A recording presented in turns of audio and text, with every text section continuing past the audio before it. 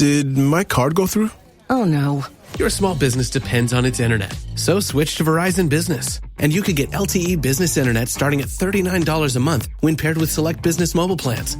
That's unlimited data for unlimited business. There we go. Get the internet you need at the price you want. Verizon Business.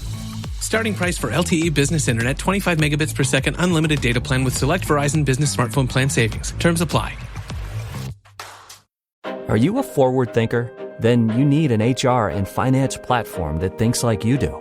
Workday is the AI platform that helps propel your organization, your workforce, and your industry into the future. Workday, moving business forever forward.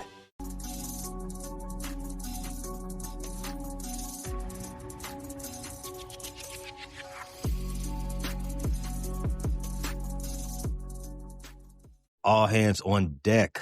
We are in uncharted territory for the first time since 2020. The Bears have a postseason game to get ready for. Prior to that, though, the season did end unceremoniously in Week 18. I know we're all got our different feelings about that. So let's set that up real quick and talk about that before we get into a light preview of what we got in store for those Green Bay Packers in Week 19. Bears lost the season finale to Detroit, 19-16. In Johnson's first season as head coach, the Bears finished the season 11-6. The Bears lost the last two games of the season, but do you all think that the Bears backed into that number 2 seed? You could definitely say that. They lost the last two games of the season. It is a back into the number 2 seed because you didn't really clinch it. You got help from other teams. You got help from the Packers being the Packers, and the Eagles resting their starters in the last game. So you back into the number 2 seed. It's earned, but at the end of the day, you backed into it because you didn't clinch it with a victory. We had a chance to go out there and win it, and we didn't. Thankfully, Philly was like, they don't care, I guess. They didn't play most of their starters, so they ended up losing, and we got it anyway.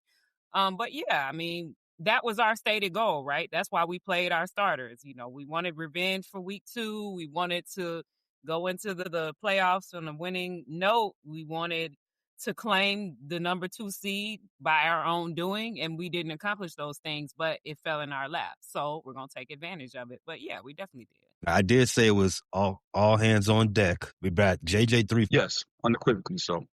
Look, you was fortunate to win some of the games you did this entire season. So on the one hand, we can say you got lucky. There are several games you won throughout the course of this year that you earned, that you played incredible football, that you deserve to win those games at, and you look like the better team on that particular Sunday. So you get credit for that as well. But these last handful of games, you didn't look like a particularly great football team. Yesterday, you looked bad. The Green Bay game that you won, you got lucky. We all celebrated it, but it is what it is. And we want to be happy about the shootout that we saw against San Francisco, but a loss is still a loss. So you can only get so much credit for that as well. And if it wasn't for Washington taking care of business against Philadelphia, if it wasn't for Derrick Henry running all over the Green Bay Packers because they haven't won a game in a month, you could be looking at the 3 seed right now.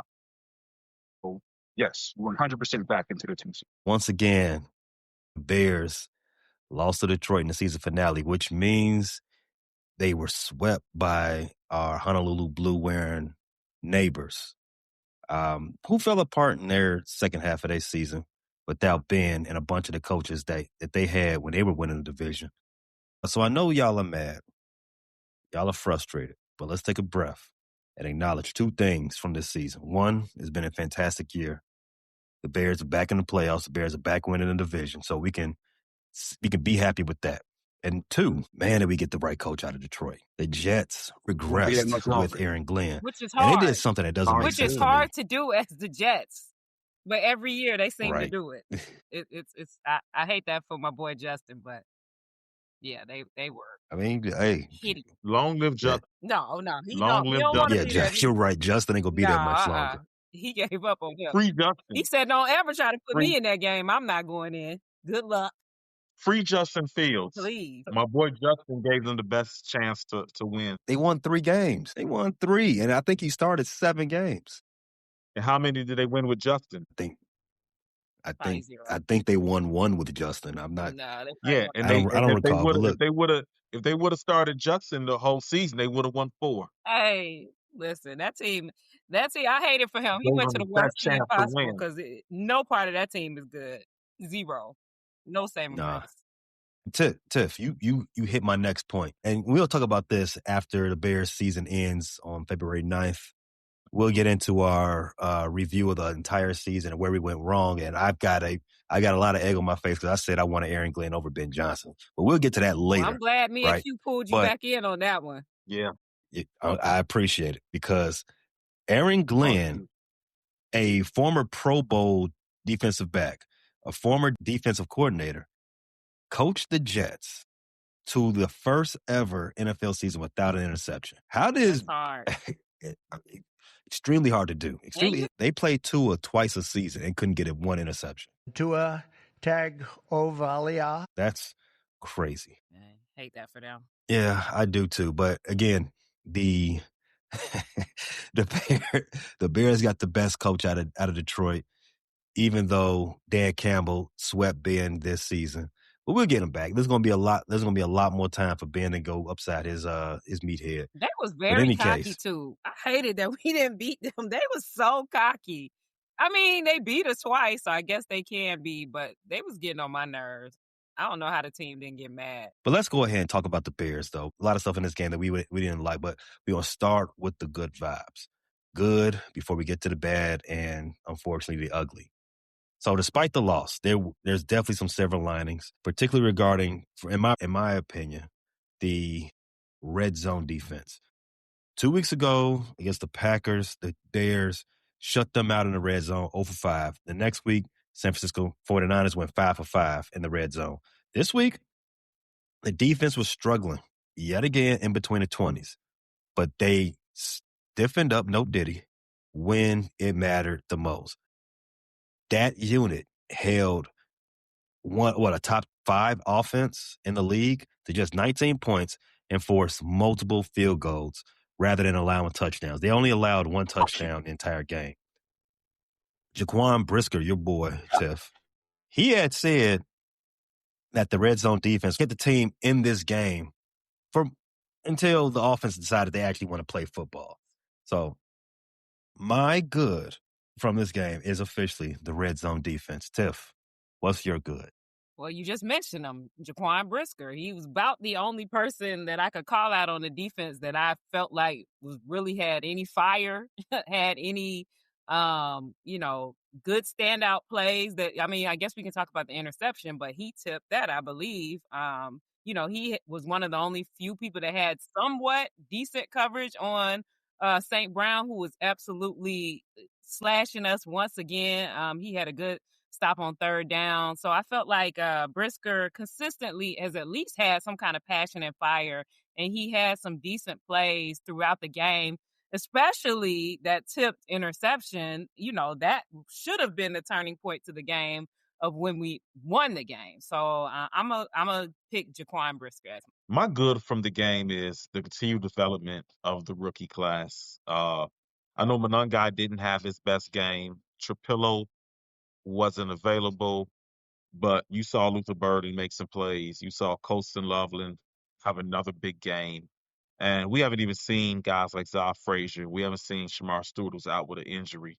So this is a strong class that I think the Bears will be able to continue to lean on for years. So I think this class was integral in the Bears' push to win the division. So my good in a day of not much good was the Bears rookie class continuing to show up, continue to make an impact on the field.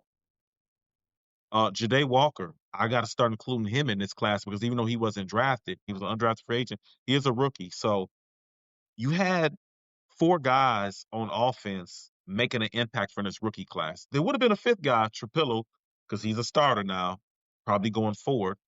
But you had 5 guys on offense from this rookie class making an impact. So I don't think I don't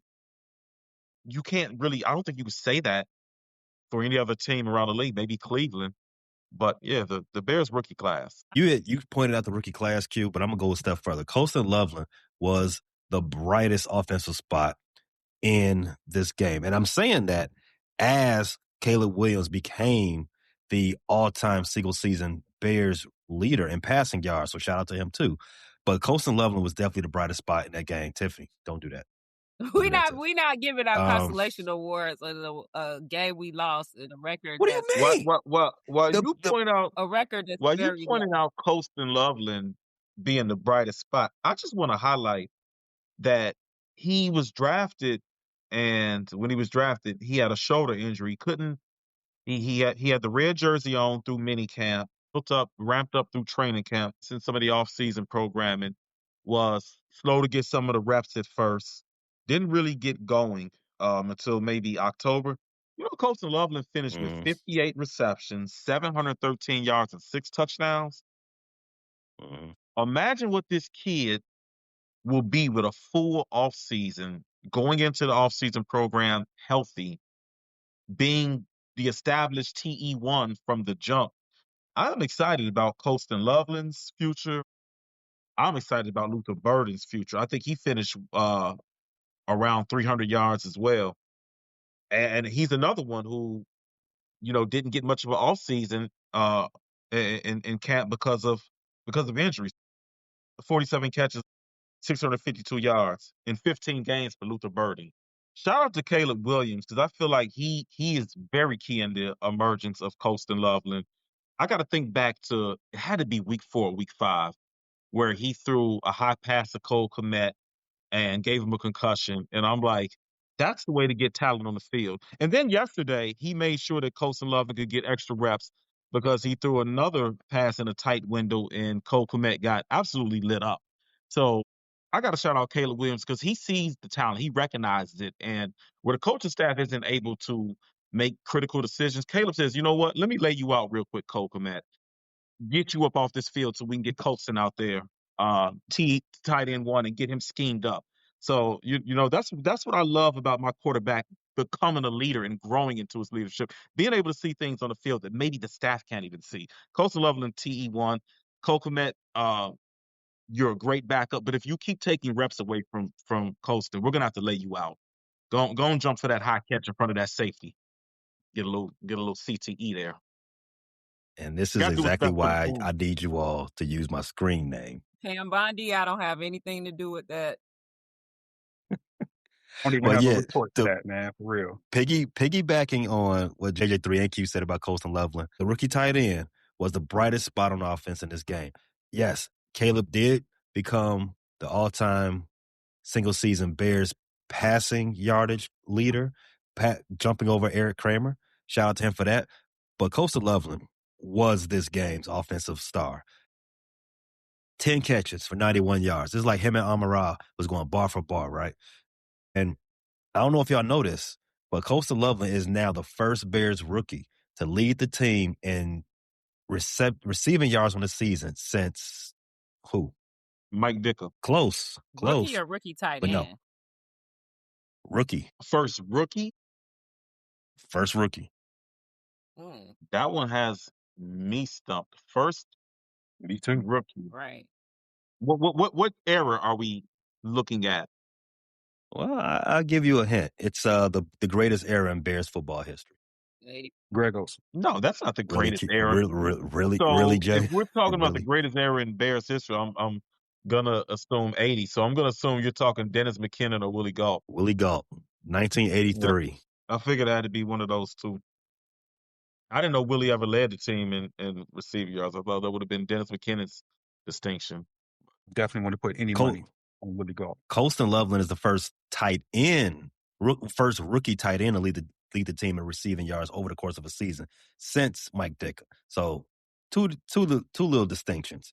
But yeah, that touchdown he had on that 9 against Detroit on Sunday was on a trick play, right? It was a thing of beauty, and we've seen a lot. We've seen Colston come into his own ever since.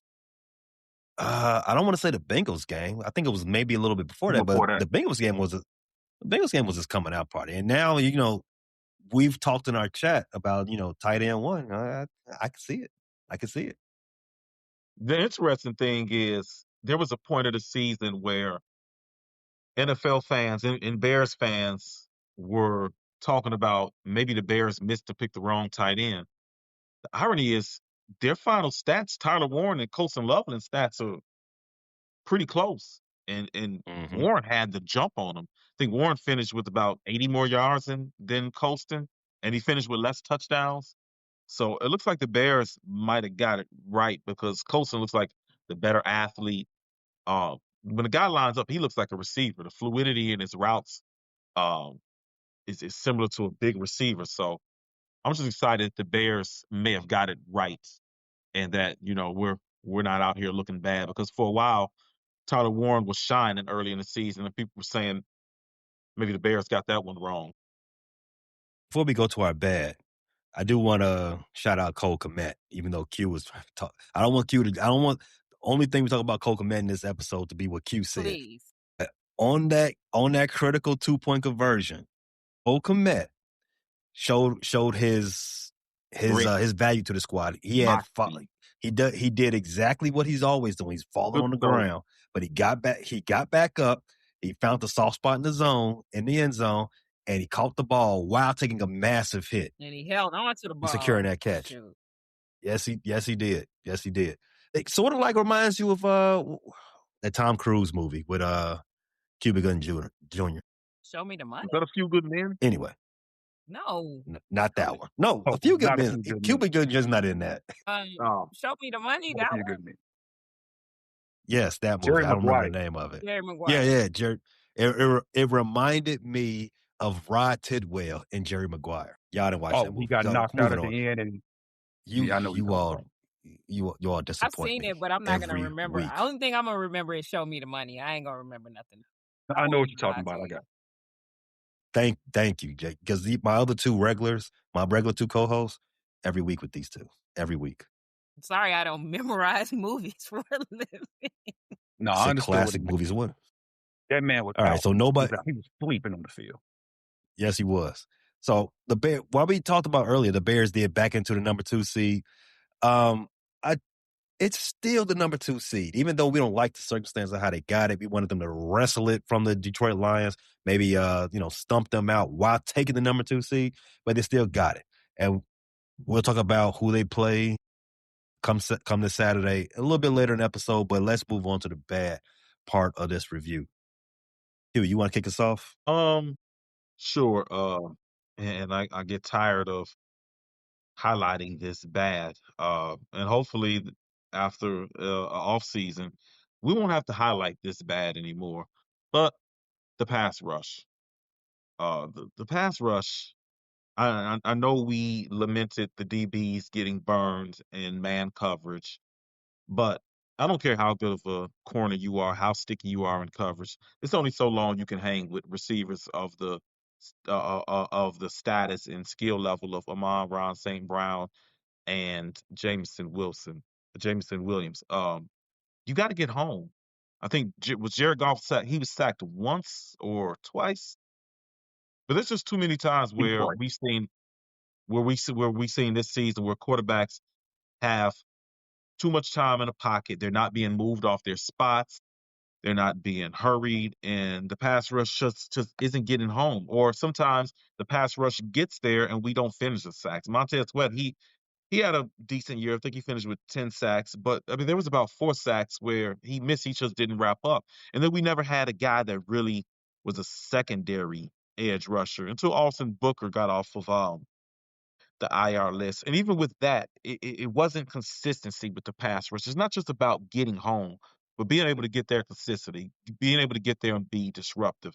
Javon Dexter, a guy who we drafted 3 years ago, seemed like he was ready to make a leap this year. He didn't quite make it. There was too many times that we didn't notice him on the field. Grady Jarrett, we spent a lot of money on him, and I believe that his leadership was invaluable this year. But we need, if we're going to take that leap or even defend the NFC North crown, we're gonna have to establish a pass rush. We're gonna have to get better at that. And I don't know if we can do that internally. We're gonna have to go out in a draft, free agent through the trade market, and establish that. Because as you can see, when you can't get these good quarterbacks to elite quarterbacks, and you're gonna run into them in the playoffs, when you can't get them on the ground, they're going to clown. They're going to pick your secondary apart.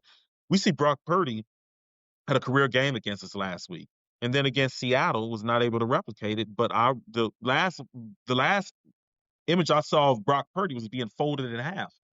Yeah, folded like it. That was the last image, and that's what I need to see. I'm not advocating violence, but that's what I need to see next year. I need to see quarterbacks getting up off the ground slowly. I need to see them wanting to get rid of the ball slowly. I need to see more Jordan Love endings, more Jackson Dart endings. If if you don't want to get rid of that ball, I need you to walk to that blue tent. Come on, take a trip to this blue tent No. because we're not out All here to right. play with y'all. Okay. All right. Let's wrap him up. I mean, you say you're not advocating for I'm about to say violence, but I mean, he's it's football. advocating a Football's lot of violent. CTE today. I don't know what this concussion Man, He don't even believe listen. what obsession he's I, is. saying. I, I He's just make talking. exceptions. I make exceptions. If you want to pick apart my secondary, then I need my front four to slide for me. Take them to that blue tent. Go and get up out of here. Go It's and a get up out of violent here. JJ3. game. JJ3, I agree with you, but what's your bad from this game?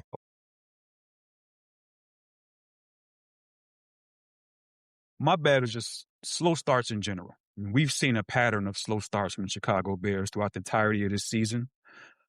And I thought after the San Francisco game that they had found something on offense, number one, that they'd be able to carry it over, number two, and we just didn't see that. We saw them come out flat once again, and it's very disappointing to see. Like, and quite frankly, after Ben Johnson's comments after that San Francisco game, prior to playing Detroit, where he made it pretty clear we're coming out to win this game. We're coming out to put our best foot forward to win this game. And all the players, it seemed like they all wanted to not back into the number 2 seed, right? They wanted to go out and claim it for their own and to really put a stamp and finish strong this season. And it just didn't happen. And so that is 100% my bad. How do you come out as flat as they did? The entire first half, you really had no life, no energy. You were slower than Detroit. You were less physical than Detroit. You were outcoached by Detroit. I didn't see anything from that team that was encouraging as a Bears fan. And to see that week after week throughout the course of this season, that's a tough pill to swallow, even as a number 2 seed going into the postseason. I need better, but this is not a rant. We've talked about that a lot this season. The slow offensive starts. I know that was a favorite thing of Tiff's, one of her consistent week in and week out gripes. And we had thought we got over that. We had thought we was turning a page on that, but obviously not. And I do have my thoughts on why this game was kind of like a redux of the bad Bears that we had thought we got rid of. But yeah, that flat performance marred by execution errors all through the first 3 quarters. You had drops from Loveland, you had drops from Luther Burden, you had just weird play calls. And I'll come back to that in a minute. But Tiff, what's your bad? So my bad, and I actually don't lay as much blame as most people do on the defense for this loss. I actually think this loss is on the offense, but we'll talk about that in the ugly. But I am going to pick a defensive player for my bad, and it's going to be our boy Jalen Johnson. And, we all love him. He does his little IG where he does his little cooking, and, hey, I love that he talks about the Lord, and he seems to be, deep into his faith, and I love all that about him. And, in the past, he's been a great corner for us. And whatever it is, whether he's not fully healthy, whether he's not, back in shape, something is really off. And he is, I Don't don't say even it. want to hear what it is from you. Don't do it. Please, please, no more Q today. Please. It's not the show for that. Don't do it. Please. Hopefully he's not No, dipping back into I'm gonna no do it. old habits. He's not dipping back into no old habits. I'm gonna No, do it because no. you know what? You know what? Sometimes we want to change ourselves for the Lord, and we need to be who we were at first. Before, you know what? I'm just gonna say it, Jalen. You got to get back to being a hoe. You got to go back to being a hoe because you know what? You was an all pro when you was a hoe. All this getting over the sex addict thing last year, I don't like it. You're not a sticky in coverage. You're not the football player. You will go be a hoe. You were at your best as a hoe. I'm sorry. This off season, Jalen, come on, back to hoeing because this ain't working. This ain't working. advocating for that at all, sir. Please. Be a hoe. I am. I am. I Don't go want good back to football that. players. No. But you can't go back to The, being No. a the good views football expressed player. on this Please. He podcast fixed do the not sex entirely addiction and he reflect. can't cover anybody anymore. No, this is not working for me. I'm sorry. No, we're not listening to Q on that. You can't Yeah, be the man that you should be and still be a good corner. We believe in you. You could be the corner you're supposed to be. You could be the cornerback you're supposed to be, and that's all I care about. Well, we believe in you, but you got to do better than you've been doing this season. I I, don't know. I believe too, but hey, you know what? You got to make a change. No. But that speaking of change, that brings me to Tyreek. What's going on with him? Because did we see Tyreek at all yesterday? with these scratch. Like, is he more hurt than we know? I'm trying to figure out because he hasn't had any huge blunders. So is that No, hip more hurt than we know? Like, why is he not spilling out the out? rotation. Out Well, the put him back rotation. No, I don't He's think. out the Put him back rotation. He was in, a healthy okay? scratch. Because C.J. Gardner-Johnson getting burned, Jalen getting burned, okay? Amon-Ra St. Brown out there. I said, boy, the Lions, they don't do nothing but think about their celebrations and what they going to do when they get a first down or what they going to do when they get a touchdown. But you know what? We couldn't stop them. The only thing with Tyreek is he is strictly a boundary corner. He doesn't have positional versatility to play the nickel position. So I know CJ was getting hurt, but CJ, he has the ability to play nickel, and he's kind of playing out of position. I mean, the caliber of nickel back he is, you don't want to lock him in man coverage with those slot receivers. You want him in there against the run game, supporting the run, blitzing. Kyler Gordon is really the guy you want covering those receivers. So with Tyreek being just strictly a boundary corner without that positional flexibility, it's Nashawn Wright and Jalen Johnson, when they're healthy, they're not coming out the game. Well, So baby, he don't look healthy, it, okay? yeah, I agree. mean, If Jalen can't play better than that, maybe they need to go back to splitting the snaps, like that effort or at least wasn't there. mixing Tyreek in Yeah, there. it wasn't doing it for me. And I like Jalen, all that good stuff, but we need this defense already bad enough. We already can't get to the QB. The linebackers out there looking lost. Like, we need one unit on the defense got to come through. And we love the takeaways. Those are great, but we need more consistent play. We can't keep doing this bend and don't break. Although I think they held Detroit to 16. We should have won that game. But we can't keep letting them drive all the way down the field and then finally locking in the red zone. Bro, can we just get some 3 and outs? Can we give the ball back to our offense? So, yeah, I got to make Jalen my bad. Yeah, that's an interesting point, Tiff. The bend don't break defensive motto or that mantra. Some people are okay with it, but the way that the Detroit took the air out of that game, even though we was holding 3 points, they're holding the ball for like 8-9 minutes at a time just to get 3 points. That's not good. You're going into the playoffs. That's not good. We gotta be able to stop teams before they say, all right, we're settling for 3. Because again, with these offensive, I guess, fused offensive output that we be having, we gotta be able to have a better defensive strategy than, all right, we're gonna let them get all the way to the 7 before we start playing some actual defense.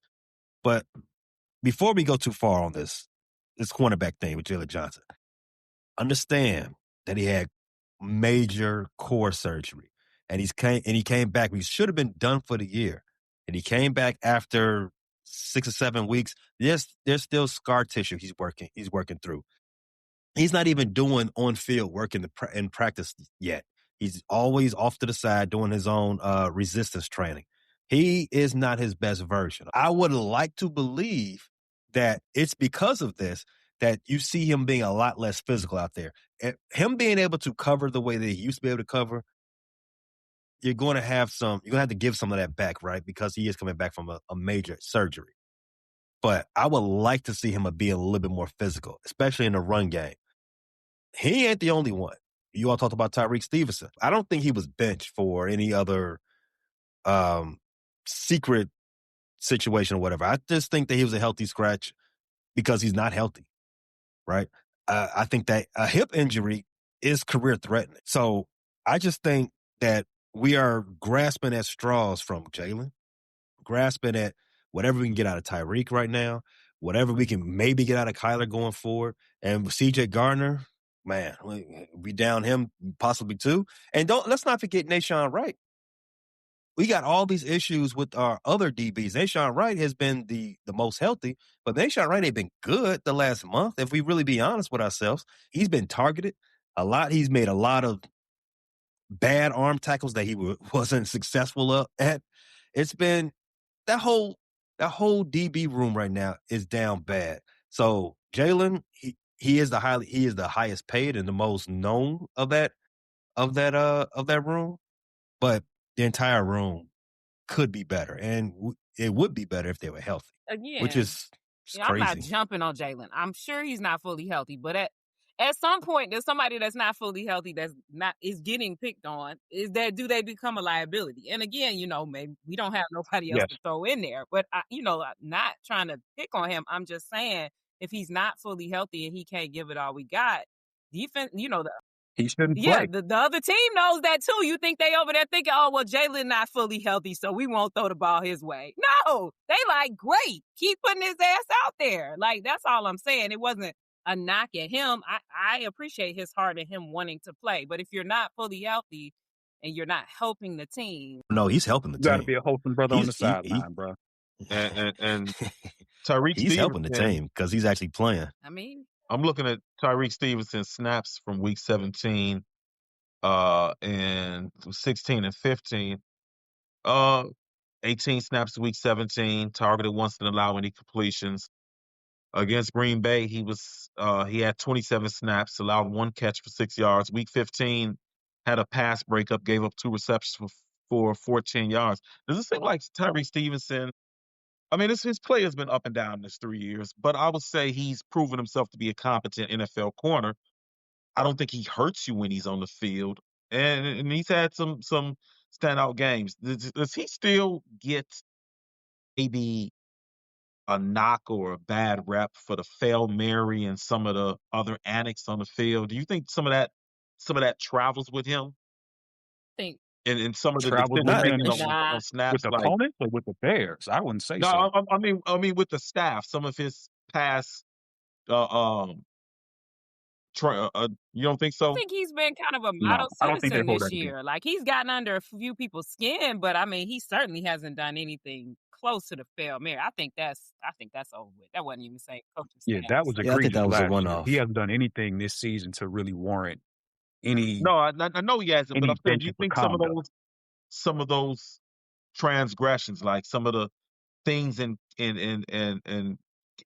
prior camps or on the field prior, do you think that sometimes does that affect any of the decisions of his snap share for this year, even though it's a new staff? I would like to believe it's just been health related. yeah, And when he came back, there was no spot for him, right? And because Nashawn was playing well, Jalen was, Jalen. not Jalen that we know him to be, but the only way for you're right, he can't play nickel. So the only way for him to be is to spell either Nashawn or Jalen when he could. He had to get in where he fit in. I would like to believe it's all health related. I But think so too. if it's not, it's just 'Cause it another seemed like um he was pretty much in the rotation before he hurt his hip. Even when he before he came back, before he hurt his hip, he was a starter. he was He a was the starter. number Yeah, one corner. even after coming back from the hip injury, he still was getting snaps. And then this past game, he didn't log a single snap. So I mean, No, maybe that's it why I could have think been it's health.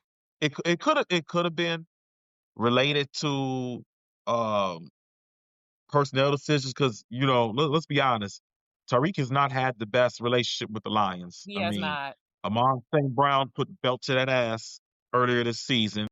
Last year, Jameson Williams had his way with him. In that game in Soldier Field, he has not been the best. I He think has he not got been a the best few version of personal Tyreek foul against the penalties Lions. against them too. I think he'd be going back and forth. Yeah, well, he baited Jameson Williamson into one last year at Thanksgiving, but yeah, the Lions have not been kind to Tyreek Stevenson uh in recent memory in recent games. So I don't know if that may be factored into it, but I mean the Lions weren't nice to anybody who lined up the corner uh, yesterday. Jalen, CJ, I mean, and then the Lions are starting to become. I'm starting to get my hatred back for the Lions because Amon Ron St. Brown and Jameson Because they Williams would doing all. not stop doing that. I like, we saw it, They bro. wouldn't We let it off the saw it. ball. You They don't did have it. to keep Like doing it Amon every St. Brown time. doing it and then doing this or Yeah, doing they was that. throwing it to the side. Yeah. Come on, man. You extra with it. That's what We I get it. said. They thought about that all week. Go, They was like, we go can't wait home. to throw Go this to out there. Cancun. Yeah, like you doing all that and you going home at a disappointed season. If it wasn't health, it just adds to the confusing coaching. I don't want to say decision, but the confusing coaching plan for Sunday, and that's my bad. Ben Johnson had admitted that the game plan, the install for this week was simpler. It was vanilla, and you didn't have to tell us that. We all saw it. The Maybe that was the first problem. 3 quarters. That was the problem. That exactly was the problem. They went out there and it looked like they were not trying to win that game. They looked vanilla. Plain and simple. A lot of people have been said on the sports radio here in Chicago. A lot of people have said that they felt like Johnson approached this game like it was preseason, like it was just a dress rehearsal. And we used that term in the preview queue. Yeah. Little did we know that Ben Johnson was listening and was going to put it into motion. But some people think that it was him playing chess. Tiff loves to say 4D chess when people think they're playing 4D chess. She usually says it about Ryan Pace. But maybe Ben Johnson is playing 4D chess here. It's like he doesn't want to give the Packers anything they can use in their game coming up again on Saturday. To which I say, I don't like that thinking ahead. You're supposed to keep the main thing the main thing. The main thing is the game is in front of you. So my bad is that type of vanilla play design, not play design, play calling, game plan, game planning. They hold the entire game plan, offense and defense. And we'll talk about the defense in particular, just in a little bit late, just in a second. The run game also. I feel like the Bears abandoned the run again way too early. Yeah. The Bears have been a strong running team since the bye week. They were at one point the number 2 rushing team, and depending on what type of metric you look at, they might have been the best rushing team in the league. DeAndre Swift and the rest of the running backs, Calvin Nungai and the rest of them, they had 16 carries Sunday. 16 carries. DeAndre Swift, I know Calvin Nungai, his yard per carry wasn't all that great, but DeAndre Swift, he was averaging 4 yards per carry. You're going against an offense like Detroit, top 5 offense in the league, who's burning clock on you, who you're struggling to stop. When you get the ball back, it is your duty to, 1, help your defense out by staying out there long enough so they can catch a break. But 2, steal some of that time of possession back. Everybody loves top. Am I right? Q, JJ3, Tiff? Everybody loves top. Absolutely love top. But all right, move forward, please. You can move forward. Come on, Tiff. You gotta Disagreeing. That's all that was. You gotta stop thinking. Please censor the wrong show, way. please. You gotta stop I thinking. thought that was an appropriate acronym. That's all I'm saying. Yeah, it's time of possession. Top. Just a little top. Everybody loves top. Little top never hurt nobody. But dominate the top. I don't know if I don't know if y'all noticed. This has become a trend with the Bears last few weeks. The last 3 games, the Bears have had 26 carries, 22 carries, and now the same 16 that I had stated. I know that there's a thought that Ben Johnson was trying to set up Caleb so he can get in position to get that 4K. And good job for him. It was, because y'all made such a big deal of that dumbass stat. And this is what we got. No, we didn't. Not you all, but you all did. I'm talking about the media, Bears fans. Like, it really makes a difference. Like, when it happens, it happens. If he did, good job for him, because that just shows that, he cares about his players. But I'm going to say this, the numbers don't really support that. The math is not math, and Caleb was still getting his 35 or so attempts in all of these games. So it's really, to me, just bad offense. We lost these last 2 games, not only on poor offensive execution, but also bad defense. we also lost these games because of an inability, scratch that, desire to not control the clock. All right. Final segment. What's the ugliest from this game? Yeah, this is the perfect segue because my ugly was our final offensive possession, where we can tie in with everything that you just said, right? So we've been battling back and forth. The offense starts as slow as they possibly can. And yes, the defense was bending and don't breaking. Okay, they had 13 at the half. They held them to only one field goal in the third quarter. And then finally the offense says, hey, maybe we'll wake up and try to do something. Okay, we get the first touchdown. 2-point conversion. Okay, bet. We get the second touchdown. 2-point conversion. Bet. It feels like, okay, here we go. We're finally waking up. You know, Detroit is charging down the field once again. And what happens? Kwani tips it up and Byard gets the interception. Oh, this is perfect. I know we're about to do a 2-minute drill because I think there was like 2 minutes and 15 seconds left. Drive down the field and win this game, whether it's a touchdown or field goal. We are set up perfectly. But you know what? When Kevin Byard caught it and running back and he only got to like the 20, I got a little pin in my stomach. And that's trauma for the Bears, right? Like when we would get the interceptions, if they didn't move far enough down the field, I'm like, damn, we're not going to do anything with it. And what did we do? We did absolutely nothing with it. We had 2-minute warning. We had, I don't know, 2 or 3 timeouts. We were set up to absolutely control that last drive, and Detroit wouldn't have got it back or would have got it back with minimal amount of time. And what do we call? 3 pass plays in a row. 3 pass plays in a row, including one where Caleb just had to get the ball out of his hands rather than getting sacked. And what does he get? The intentional grounding call. And we just saw it happen to Jared Goff. It's like, oh, they did it. Nah, let's do it better. Like, what was on our mind? Like, what were we thinking? Not let's run the clock down. Not let's drive down the field. Like 3 pass plays in a row. It was just ridiculous. And we turned the ball right back over to them. And that's why we end up losing. It's not on the defense to me. The defense, yeah, they have their flaws. And definitely we can blame San Francisco on them. But they held up pretty well against a decent offense this time. And we were right there. Good The offense. offense couldn't do anything. They could not deliver. Ben could not deliver, whether it was too vanilla of a game plan, whether it was going away from the run too early, which I agree with both of those things, although I don't think we needed some exotic game plan.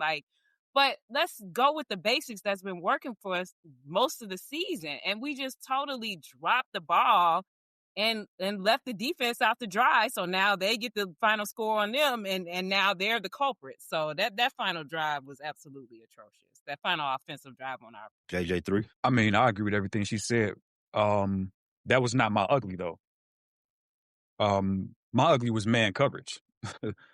Not to backpedal too far back into, see what I did there with the backpedal, but not to go too far back into previous points, but man coverage was terrible. Everybody we had in our secondary was getting destroyed back there. All you saw was the back of St. Brown's numbers and his jersey. That's it. They was getting ate up. It's terrible. Terrible man coverage. I mean, I felt like I could have put my son back there and he would have got open on our DBs. Like it was horrific to watch. Like it was giving me a headache. I was feeling sick to my stomach on the verge of vomiting.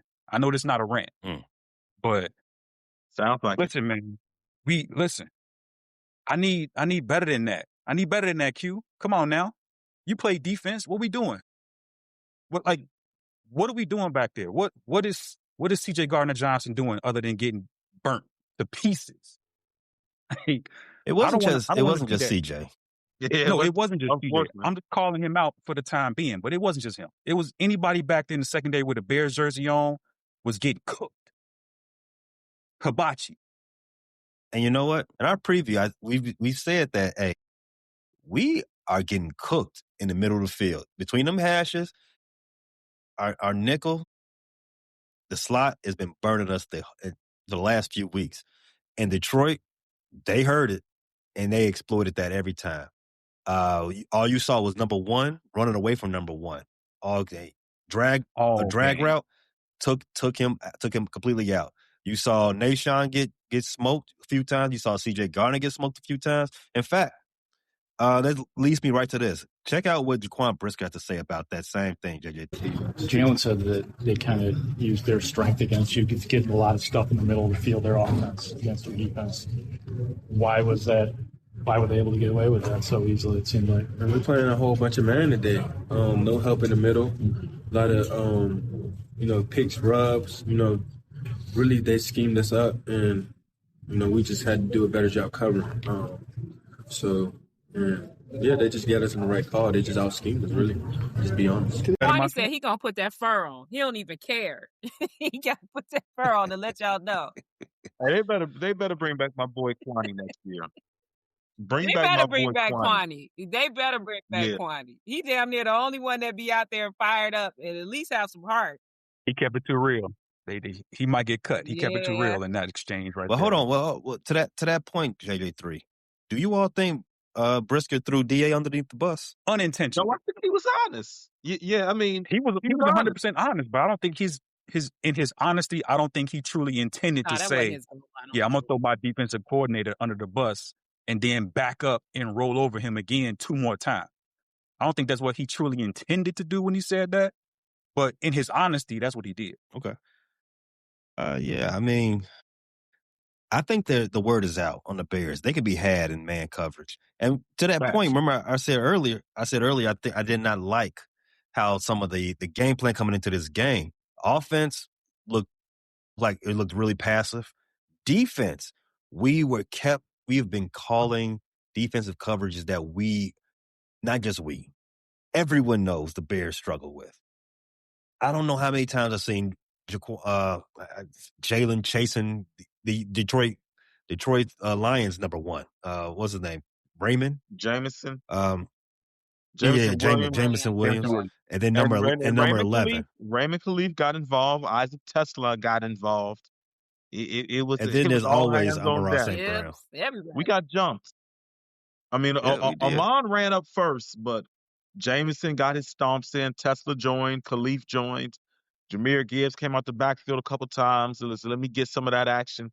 It wasn't good. Yeah.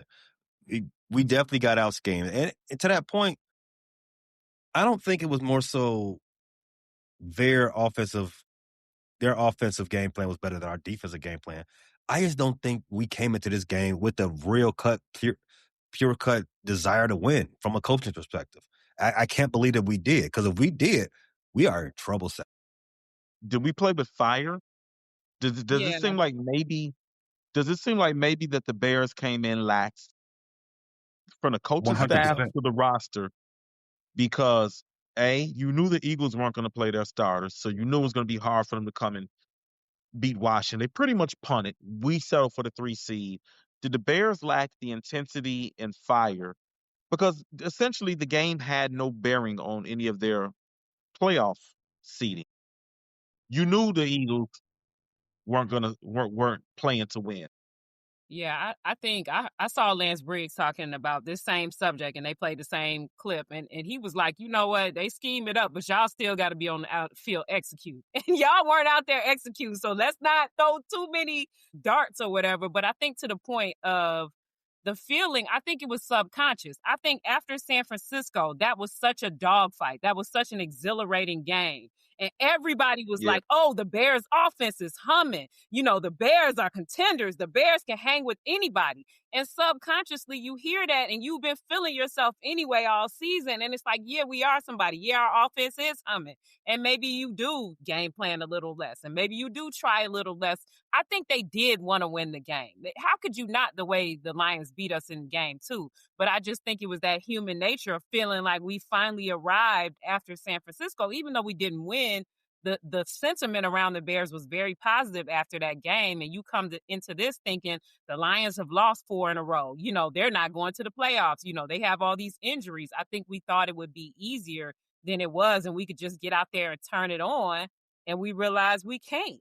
And we've done that all season, where we've waited too long to finally turn it on. Like, we tired of fourth quarter comebacks. Like, that's cool and all, but can we get a lead and keep it the whole game and stomp some people out?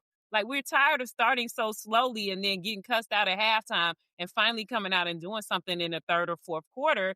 sometimes it ends up being too late. In these last couple games, we haven't had enough time and plays left because we just started way too late. So I think a lot of that played into them definitely looking flat and off and just not motivated like they should have been. Because for that, we could have not played our starters. If we weren't going to play hard, we could have let people rest. Thank God we didn't get any injuries coming out the week. Thank God. Man, Could you imagine? speaking of injuries, so it definitely looks and sounds like CJ Gardner Johnson got a concussion in that game. He looked like, we said this Yep. name a few times this episode, Tua Tagovailoa. looked like on that last play. It didn't look good. And No then question. there's Cole Kmet, who when the reporters were in the locker room, they were looking for Cole Kmet and they could not find him.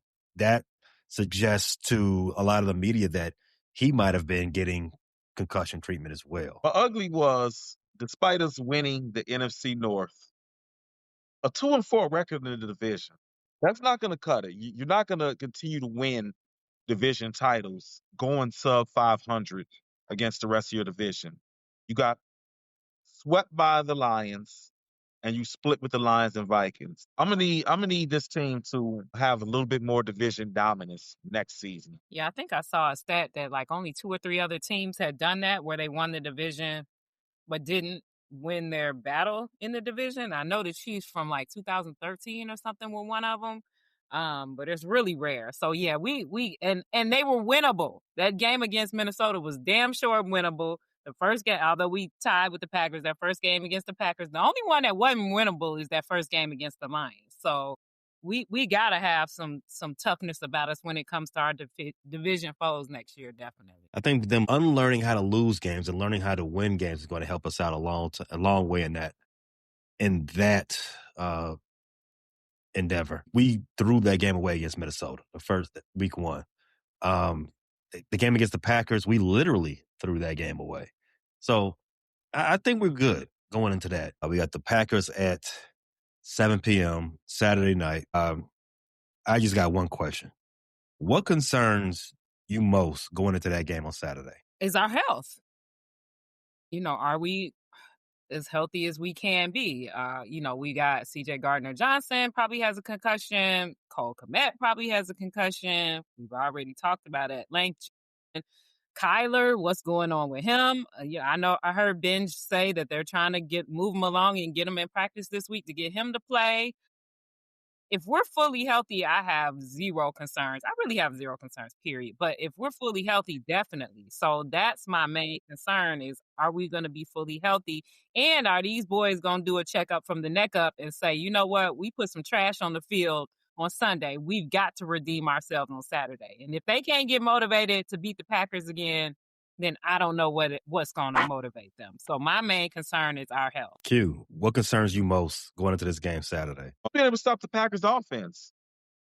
That's my concern. The defense being able to stop guys like Jaden Reed, Christian Watson. The Packers got guys that can hurt you down the field too. They got guys similar to what we saw with Detroit. I'm not saying those guys are the same level, but when healthy, Christian Watson is a legit vertical threat. When healthy, Jaden Reed is the same type of guy who operates across the middle of the field, can run those drag routes and get yards after catch like Ron St. Brown. So my thing is we can't allow the Packers to replicate what the Lions did and chew up time possession, get first downs, convert first downs on third down, and play keep away. Because that was one of the things you spoke about, the Bears not running the ball enough, and that's true. But when you're not dominating that time possession and you're down 2 scores, you kind of have to abandon the running game a little bit, especially when you're not getting in a rhythm offensively. The offense can't get into a rhythm when they're standing on the sideline for 10 minutes, including commercial breaks and timeouts and flags. I mean, I feel like the Bears offense, we barely saw them in the first half. So we did. I think we had like one drive in the first quarter. Like we did barely see them. Yeah, and offense can't get into a rhythm when they're on the sidelines. That's one of the best ways to stop any good offense. Keep them off the field. So, no, not giving the offense a pass, but the defense has to be able to get off the field sooner. You can't go, even though that first drive and the second drive, I believe they let the Lions get into the red zone and they held on the field goals. But it's the fact that those drives took up so much time. And offense is about timing. And I felt like the offense never was able to get comfortable. We can't have that replicate Saturday. We can't allow the Packers to go on extended drives. JJ. I mean, quite frankly, my biggest concern isn't schematic. It's mindset. It's preparation. Like, are they going to come out flat again? That's my biggest concern. Again, we've already highlighted how many times they've come out flat throughout the course of the season. You come out flat at home against Green Bay in the playoffs, you're going to get smacked. And I don't want to see that. So be ready, be locked in from the opening kick. Have your attention to detail turned in on this game and be ready. Read your cues. You know what I mean? Like, have your game plan be one that you can believe in that's going to be effective and be ready to execute it from the opening kickoff to the final buzzer. Like, don't think you can just say, well, we did it before. We'll turn it on in the second half. We'll turn it on in the fourth quarter. We'll get the lucky breaks. We'll get the lucky plays. We'll get the lucky bounces to go our way. No. So my biggest concern is, are they going to be ready to play as soon as the game starts? Like, it's a primetime game. You at home. The fans are going to be ready to explode and be loud and be rowdy and be into it. Are you going to be ready to meet the moment? Are you going to be ready to meet the energy? Is your coach going to be ready to meet the moment and meet the energy? This is his first time here too. Let's not get it mistaken. Like, this is Caleb's first playoff game. This is Ben Johnson's first playoff game in the big chair as the head coach. We all watched the playoffs last year, what Ben Johnson did at the crib as the number 1 seed. That wasn't pretty. We saw what he did at the crib against Green Bay when they came here earlier this year on the goal line in the red zone. The trick play that flew over Kyle Monungai's head.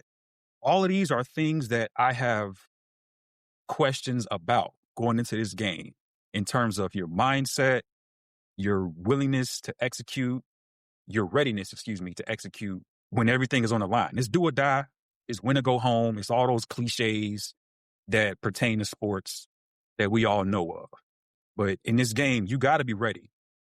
And I don't want no BS excuses about how we came out flat again. Because you think you see me rant. You're going to see me rant if I get what I've seen before. I feel like before we knew that we'd be seeing the Packers again, round 1 of the playoffs, I feel like a lot of Bears fans, a lot of maybe even the Bears themselves, felt like this season was already a success. You got the 9 wins, at the 10 wins. Oh, yeah, everything after this is cake. It's just extra. But now, with those 2 losses at the end of the season, and you got the Packers, Week 19, wild card game at your crib, expectations change. There's no way we can just say, all right, no matter what happens, we're still a successful season. I think if the Bears mess around and lose a 3rd straight game, we go into this offseason with a different point of view on this season. And we can't have that. I'm going to echo what you said, JJ3. Welcome to the show. The Bears need to lock in, and the Bears need to bear down. Bear down. Bear down. Bear down for real. And bring them graters, the cheese graters. Thanks for listening to this latest episode from the Frustrated Chicago Sports Fan Channel. Don't matter if you listen to this on Apple Podcasts or Spotify or watch it on Twitch or YouTube. Make sure you like, subscribe, share with a friend, hit the notification bell so you never miss a drop. And to all the guys from Chicago, we say 3 things. Bear down, go Cubs go, and sell the team, Jerry.